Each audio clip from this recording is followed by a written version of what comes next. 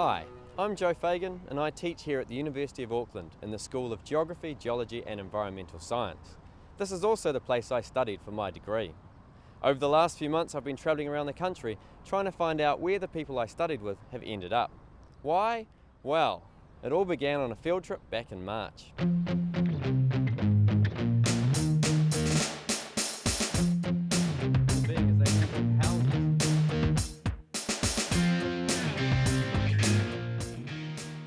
So here we are at Lake Wainamu. It's an example of an impounded lake. What that actually means, there used to be a small stream that flowed through this area.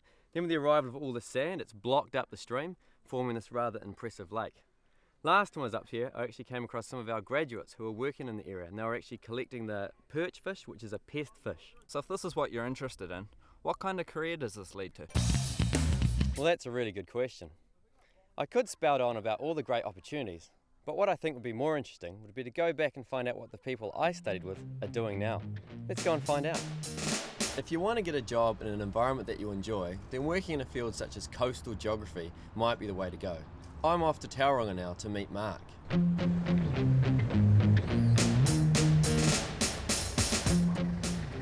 So mate, what are you doing these days? I work as a coastal scientist for a company called Tonkin & Taylor. They're a company that are made up of environmental and engineering consultants. So I work in the environmental group as a coastal scientist, so I get to spend my days on the beach. How great's that? So what about this project? This project was designed for the local community. The residents were concerned about the erosion problems with the beach and the road. So we came and we roughly deposited 20 truckloads of sand right where we're sitting. We also rediverted the stormwater flow out through this groin. The second purpose of this groin is to stop the sand moving offshore and around the corner. And now the residents have a beautiful beach which they can use for recreation. Since the beach has got sand on it, it's just made it such a beautiful spot. I come down here myself running several times a week. I have two small boys who love to come down and build sand castles, and it's just a beautiful spot for the whole family and a great asset for the locals. So this is pretty different from Auckland, yeah? Yeah, studying in Auckland you have great variety for a coastal scientist. Rugged west coast beaches, white sandy east coast beaches, big harbours, yeah, very different. Fantastic. So what did this place used to look like? Yeah, this entire stretch of beach was very similar to what we see north here, 4 kilometres of seawall. And what we've created down here is a nice beach amenity for recreation for the local community. So what other types of projects are you involved in? A wide range of coastal management applications. We're looking at designing marinas, wharves, boat ramps, ports, all sorts of coastal engineering structures. And my role as a geographer is to analyse the coastal processes and report on information to the engineers. I'm involved in coastal hazard assessments all around the country and also overseas. We look at specifically coastal erosion, coastal inundation and tsunami risk. So those are key things for potential developers. So how do you apply what you learned at university to this job? I used a wide range of skills that I picked up at Auckland Uni. Consultation with public, working through the Resource Management Act, analysing coastal processes, using GPS and GIS, surveying skills, erosion mapping. At Auckland Uni we also learnt how to think critically about a problem solving, and also report writing is very important in the environmental consultancy. So you pretty much have a perfect job, hanging out at the beach and sitting on groins. For some people, getting a balance of working indoors and working outdoors is what they're looking for. Here we are in the Waitakeris on our way to meet Graham, who's one of the lucky ones. Today Graham's been paid to go fishing. How you guys doing? Yeah, not bad, Joe. Good day out here for electric fishing today. You caught anything today? Yeah, we've got a few assorted freshwater critters in there, a couple of eels, a few bullies, torrent fish. It's looking pretty good so far. So Graham, what are you doing these days? Well, I'm actually working for the Auckland Regional Council, Joe. My position there is as project leader in the freshwater area. So I'm the freshwater fish ecologist for the council, essentially. And what are you doing here today?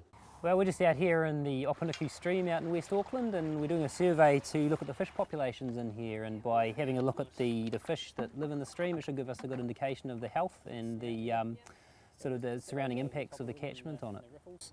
And his fins will hold him nice and glued down against the rock, and he'll just hang out there and eat little insect larvae that are kind of stuck to the bottoms of the rock. So this is some pretty weird looking fishing gear.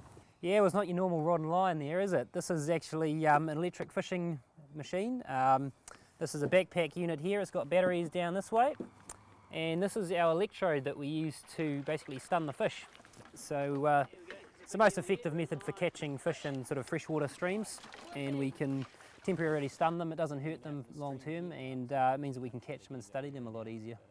So after you finish studying them, do you just normally release them back into the stream? Yep, exactly. That's what we want to do with our native fish. We catch them, we study them, measure them and weigh them, and then we release them back to go and carry on their happy little lives. So what other types of projects are you involved in for the ARC?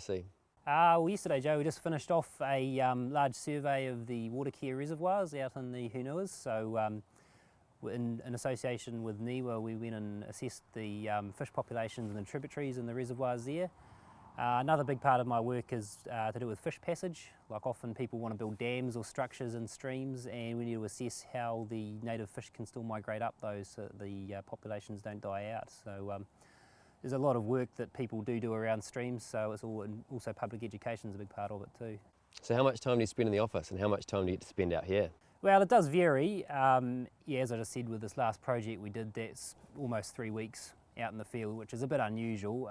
Summer would be more field work than winter time, but there's a good balance. You do get to do quite a bit of involved stuff in the office as well as getting out and catching fish like these, which is always a bit pleasant on a day like today.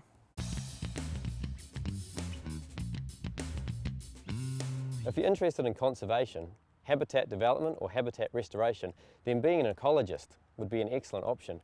Here we are in suburban Auckland with Paula, who's done just that. I'm working as an ecologist for Aeronovus, which is a private environmental consultancy here in Auckland, and I'm studying part-time towards my Masters. And what are you actually doing here today?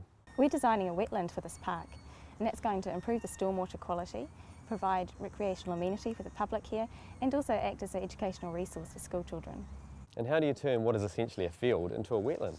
We start off by making a map, and we do that by taking level measurements across the ground, and that will allow us to identify any shallow depressions there are, and it will also allow us to pick up the drain levels under the ground to see which ones can be diverted into the wetland. From there, we'll plot that data up and decide on the size of the wetland and what they'll be constructed from. At the moment we're looking at weirs, and we'll also design a planting scheme to revegetate the area. So what will you plant? Rushes and sedges for the wetter parts of the wetland, and then flaxes, cabbage trees and kahikateas for the surrounding margins. So in a few months this park will look completely different. Yes, it will. What other wetland projects have you been involved in? We worked with engineers in the design and construction of the Waiatearoa wetland in Remuera. The engineers needed our expertise to ensure the wetland would work as a habitat for birds and provide the recreational facilities that the local community wanted. The wetland was designated as a stormwater treatment area, so we needed to retain a certain volume of water in the wetland. Rather than create one large pond though, we dug deep channels through it for the birds to swim in and also flooded shallow areas of vegetation for them to nest amongst. And did what you learn at university help you understand the habitats you work in? Absolutely. Taught me a lot of concepts behind wetlands and how they function, and also about what lives in them, the environmental chemistry in the soil and the water, and also about how to work with communities. A lot of our graduates get jobs in New Zealand's primary industries, both in the private and public sector. We're now going to go and meet two of my friends. The first of those, Stephanie, works in fisheries. I studied environmental management at university. I didn't ever think, I guess, that I would end up working in fisheries management. I certainly didn't have a background in fish biology or anything like that. But what I learned from environmental management is really the ability to take on board a lot of different perspectives, a lot of different interests in a resource, and to chart a course of action that will hopefully take those different perspectives into account. With fisheries, of course, you have user group interests, which are quite different from environmental group interests, but even within the user groups there's a lot of different perspectives. Commercial fishers, recreational fishers, customary, they're all have quite a different interest in the resource and have quite different desires for how you'll manage it. So that's a really important part of what we do, is balancing those competing interests and coming up with advice that hopefully takes them all into account and does achieves what you need to, does what needs to be done in management as well. The fisheries that I work with are highly migratory ones, so they're ones like tuna and marlin and other game fish that they actually travel throughout the Pacific and they come into our waters seasonally. And what we do, because a lot of them are quite valuable species, especially tuna, really valuable markets for it overseas, and so there's a lot of demand for these fish. So there's a great need to control how much fish is taken out. So my job, we get information from scientists about how many fish are out there, and we have to put controls in place. So we have things like catch limits, and we have other controls to make sure that there's still going to be fish around in the future, basically. What's the best thing about your job? Working in international fisheries, not only do I get the chance from time to time to go to meetings in exotic places like Tonga or Micronesia, but also I have the feeling that my job is actually making a difference. And the other friend is Lauren, who works in one of our primary industries, forestry. Tell us about your job. Well, at the moment I'm self-employed and I'm mostly working in the forest industry. I do all sorts of industry level projects in the forest industry, and at the moment I'm involved in a really interesting one, working for the organisation that develops qualifications and standards for the forestry and wood manufacturing workers. And we've got a problem in the industry at the moment where we have trouble attracting young people into the industry. So we're looking at setting up a specialist trade school for people that want to work in the forests or in the wood industries. So I've been doing a research project and looking at overseas schools to see how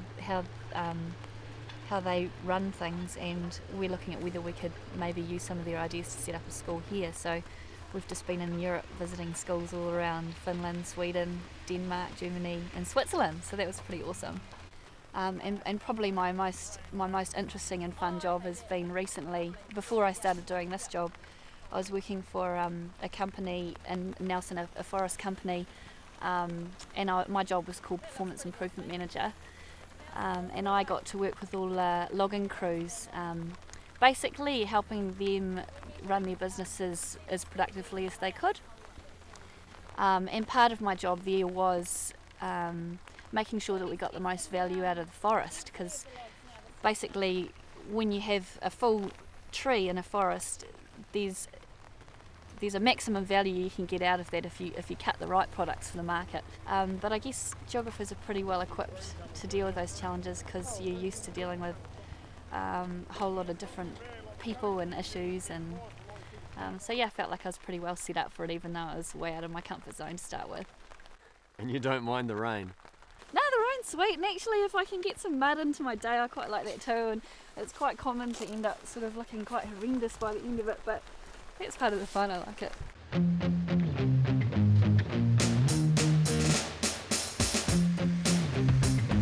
If the great outdoors is not your style and you would prefer to swap gumboots for Gucci, then the corporate world might hold your future. Here I am at PricewaterhouseCoopers, a global chartered accountancy firm who, interestingly enough, have just started to employ environmental students. Yes, in terms of the sort of people we're looking for to join our practice, historically a firm like ours has really looked to accounting business type students and legal students. However, now with the growing climate change practice, we're finding that there's a much greater need for a greater diversity of staff on board. So we're now drawing from people from the environmental sciences, geography, science backgrounds, who we find can actually add a huge amount of depth in terms of what clients need in terms of their own robust carbon management strategies, and to really add quite a lot in terms of the offerings that we can give them. And one of those environmental students is Lara. Hi Joe. Hi Lara, good to see you. You too. Come on through. Thanks. How long have you been doing this? Well, I've been at Pricewaterhouse for just about a year now.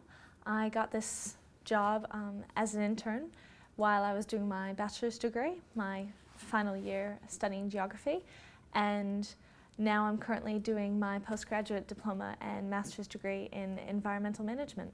Wow, this must be a pretty amazing place to work. What do you actually do here? Well, many people are surprised to find a geographer working in an accounting firm like PricewaterhouseCoopers, but I've found the skills that I've learned from studying geography, incorporating social, environmental, and economic issues in a place like this where we're advising clients on climate change, I've found through understanding the science of climate change and then incorporating that into how it affects businesses and the functioning of society today, it's been quite an interesting role. In PricewaterhouseCoopers, our climate change team really helps businesses understand the risks and opportunities associated with climate change. And we do that by developing robust carbon management strategies for businesses, which is very much helping them understand what their carbon emissions profiles look like, what opportunities there are for them to reduce those emissions, and then ultimately if they want to and they can't reduce their emissions anymore, then they might want to go and offset those emissions. So we're trying to help businesses understand the whole spectrum of risks that their business is exposed to and how they might manage those to make their business more successful. There must be a lot of opportunities in climate change at the moment. Oh, certainly. It's become a very significant issue on an international scene and also within New Zealand, especially with the debates going on right now over the emissions trading scheme. So the job opportunities are endless, and particularly with geographers having the skills of bringing together knowledge from so many different spheres of society, environment, and economy. It's a fantastic opportunity to bring everyone together and solve these problems on more of a universal scale. If computers are your thing, then working in the field of GIS is a great option. Next, I'm off to meet Mike, who works at Opus. Currently I'm the workgroup manager of a small GIS team in the Auckland office of Opus International Consultants. The GIS stands for Geographic Information Systems, and basically the end result of what we do, a lot of people see as maps, and we might be mapping things in the Auckland region, mainly things like transport infrastructure, water reticulation, bus networks, cycle networks, topography. So basically any data that's out there can be mapped if it has a spatial element to it, or when I say spatial I mean an X and a Y coordinate that can place it somewhere on the earth. My role at the moment as I'm a manager involves a lot of dealing with staff and training, HR, recruitment. I also provide a lot of technical support for the team on projects, and the role involves a lot of internal marketing within the actual office here, dealing with project managers and finding out exactly what they require in terms of mapping and spatial analysis. Are there lots of opportunities in GIS?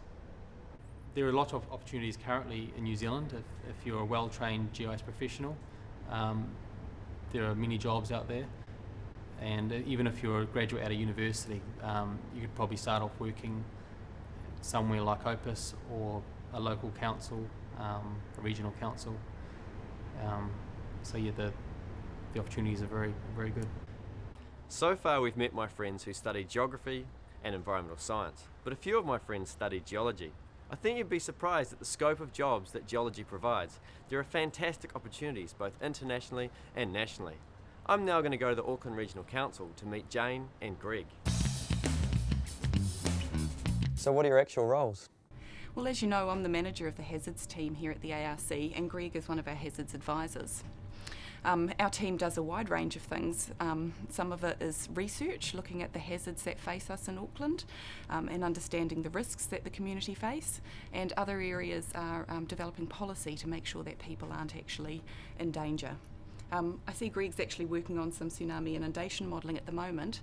I might just leave you with him and he can show you a bit more about that. Oh yeah, we're looking at tsunami inundation modelling at the moment. So we're basically dealing with how the wave propagates across the ocean and affects our coastline and the people that live along there. But I suppose with tsunami modelling, that's only a small part of all the hazards that we look here at the Auckland Regional Council. We take into account all the hazards from our volcanic hazard, our landslides, flooding, earthquake. We look at all those things and how they affect our region. Last I heard you were in Seattle. How did you end up here? Funnily enough, when I left the University of Auckland with my geology degree, there's a lot of, as you know, there's a lot of pathways open to you, and I went into engineering geology.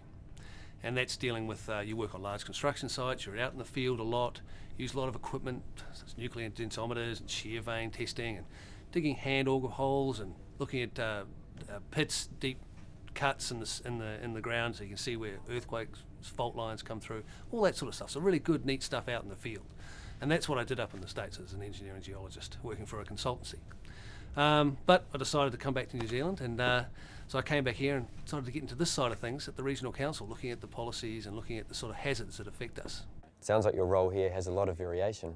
Oh, it certainly does. Geology really gives you that broad scope of opportunities to get into sort of many different areas. So why don't we go and up to Mount Eden, have a look at the landscape around Auckland. I can give you a bit of a rundown of how things work. Well, as you can see from the various landforms around here, we're based on top of a volcanic field, and all these landforms are characteristics of the types of volcanoes we get here in Auckland. And that's one of the hazards that we face here in Auckland, because the predominant sort of built-up area is built on top of a volcanic field, the Auckland volcanic field. But in addition to the volcanic hazards, as we look before the tsunami hazard, as you see the harbour all around us here, so we're at risk from tsunamis from distant sources, say South American, or up further north in the Pacific. We also look at flooding hazards from increased rainfall, so the meteorological hazards that come with those. We also have cyclones and tornadoes. We have to look at how they affect our populations. If you also look around, you'll see we've got a lot of coastal cliffs, so that can cause problems with landslides and coastal erosion. And again, they're built up, so these are things we have to take into account if we want to protect our population. And finally, does geology rock? Absolutely, yes. While geology does rock, it's not all about rocks. Here I am in the beautiful Kaimais, on my way to meet Chris, a geologist who has to fix this.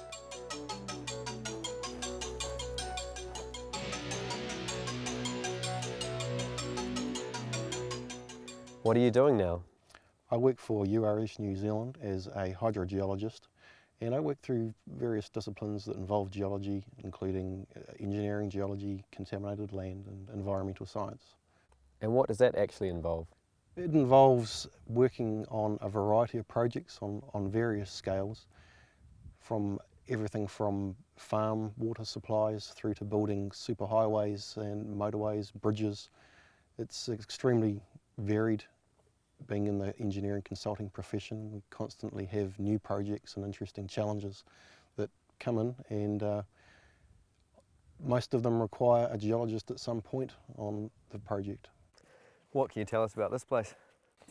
Joe, this site is an old abandoned mine site that was left in the 1970s after the site owners went belly up, and no one's been responsible for the site. And we're in the process of now, with local government, looking to clean the site up, because as it stands at the moment, it represents a pretty big environmental risk. What's with this water? Well, the water is pretty heavily impacted by iron and arsenic and lots of other nasty chemicals. It's pretty acidic. It's got a pH of about 3, so not too dissimilar to battery acid from the car. It's pretty nasty stuff. And what will this place look like when you finish the remedial works? Well, the best result from the project will be to have this stream start to regenerate on its own. If we can provide the conditions for it to do that, that would be a fantastic outcome.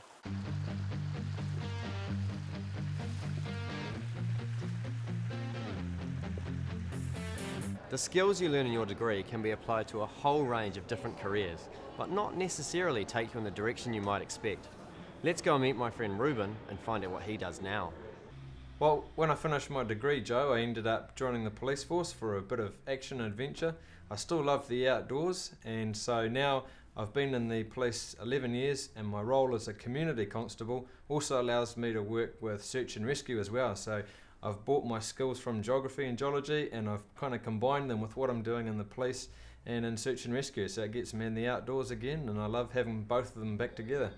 Search and rescue, tell me more. Well, I'm on the squad here in Nelson. There's 8 policemen in each squad, but we actually use a lot of volunteers because it's such a huge area, and policemen are often busy, so there's no way we could do it by ourselves. So we've got about 120 volunteers that help us out. And when the balloon goes up and someone's in need, then we'll get in the hills and help them out. You also work with a rescue helicopter. Tell us about that. Oh, why don't I tell you down at the base? So here we are at the Nelson Airport, Joe. This is an AS-350B Squirrel. It's the helicopter we use in our rescue service here. And I'm one of the winchmen that works on it. Did what you learnt at university help you in this role? The mapping skills has been the greatest advantage for me in this role. Part of my role as a winchman is also navigating to where we go. The pilots use a GPS system obviously, and if the person on the ground can tell us roughly where they are, then through my skills from reading the map, I'll have an idea of what valley, what ridge they are on, what sort of terrain they're in, be it bush or in the grassland, and to guide the helicopter to that location. Sounds like a pretty awesome job. That's fantastic, yeah. My other friend who ended up doing something different is Kenneth. I'm now here at AUT University in the international education sector, so I'm the international programs manager in the international centre here. Basically, I'm responsible for recruiting students from the US and Europe to come to AUT for a semester or even better, for a whole degree. Do you get to travel? I get to travel probably 4 times a year. My travels so far have taken me to places like Canada and the US, Sweden, Germany, Austria, Switzerland and France. Sounds like an unusual place for a geographer to end up. It seems that way, but I really feel that the skills I learnt in geography and actually in all the disciplines within the school were hugely valuable for me to be able to get this career, and in fact a wide range of careers. For example, the analytical, communication, research skills that I learnt were hugely valuable, as well as the opportunity to tutor undergraduate students while I was doing my Masters. That was a big help. And in fact, I also worked at the Art Student Centre at the University of Auckland, and they made a point of hiring geographers to counsel students and help students. So that's helped me a lot in my ability to promote New Zealand as a destination and try and convince international students to come here to Auckland.